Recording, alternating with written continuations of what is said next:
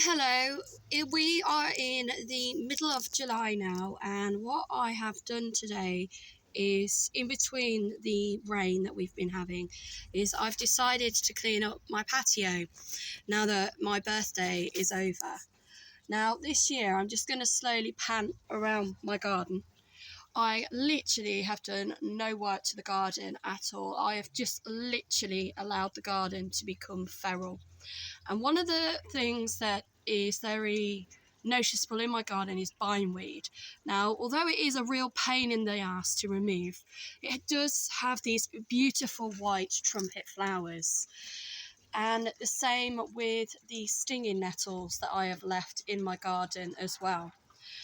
We have found this year my garden has been very popular with white cabbage butterflies and also peacock butterflies. In the far corner, we have a lot of thistles. There are a few poppies dotted here and there. They're nowhere as near as many poppies this year as I've had in the past. But one thing I do have in my garden is ragwort. Now, in the wild, it's very rare to see ragwort, and one of the reasons for this is because it is toxic. It is toxic to livestock, and it is mainly toxic to equine, meaning horses. So ragwort has literally been eradicated as much as possible in the wild, and obviously on land that is used for grazing and for livery yards. So anyone who's got horses, they don't want ragwort. I've been quite lucky because over the several years I've lived here, myself and my next door neighbour, we get ragwort every year. And one of the things ragwort is really good for is actually cinnabar moths. Hopefully I've said that correctly this time. They are a black and white caterpillar, and then they turn into pupae, then they turn into a moth, which is black and red. So I don't mind personally having cinnabar moths in the garden because the ragwort is controlled. And once the caterpillars start finding the ragwort, they will literally eat it until there is none left. Then, if they still haven't got to the level of maturity that is required in order to become pupae and go into a chrysalis, they do actually become cannibalistic. So in a couple of weeks, there will literally be no ragwort in this garden or my next door neighbours because it will get eaten by the cinnabar moths. Now, one of the other things that I have noticed, a lot of them have actually gone underground now, is we've got a lot of ants' nests. At their dad's, we've noticed it's genuinely red more than brown, whereas at mine we get a lot of brown ants. Now, it doesn't bother me, to be honest, because I try and work with the wildlife, not against it.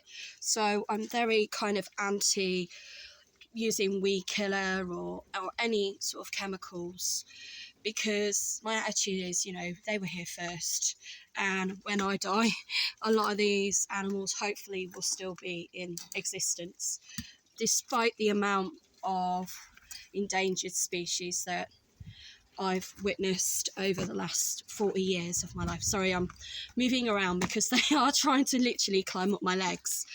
But my son, he loves anything to do with insects, and he's not here at the moment. So what I promised him I would do is I would film the ant colony.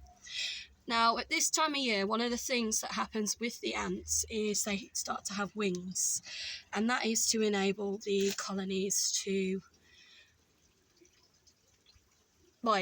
grow and repopulate in other areas. So some of the ants, not all of the ants that you can see here, have got wings, and some of them have not. The ones with wings may or may not choose to fly away and create a new colony.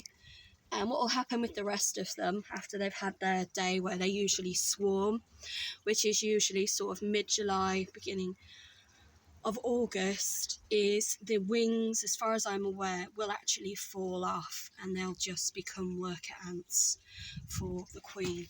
So as you can see, there are a lot of ants with wings, and they are all different sizes. So some of them are literally really, really tiny. and some of them are quite big. And what's happened is I've picked up some cardboard that I've had in the garden, and underneath the cardboard is this, there's been an ant colony that has grown. But you can also see how great the biodiversity is. I mean, this is why I tend to leave my garden at least once a year to grow wild, to increase the condition of the soil.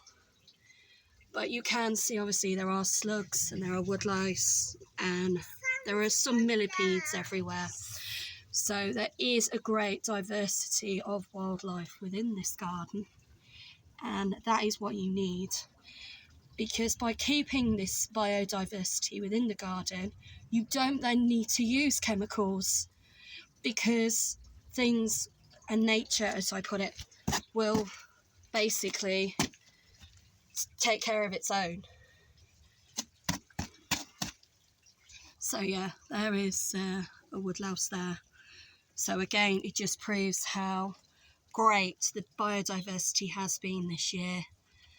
And all of these animals, believe it or not, will actually live in coexistence with each other, unless eventually they use each other for food. But a lot of the animals here are vegetarian, so again, keeping things like dandelions and not cutting the grass too early in the year is great to encourage biodiversity within the garden, and it's also great for the bees and also the birds during breeding and nesting season.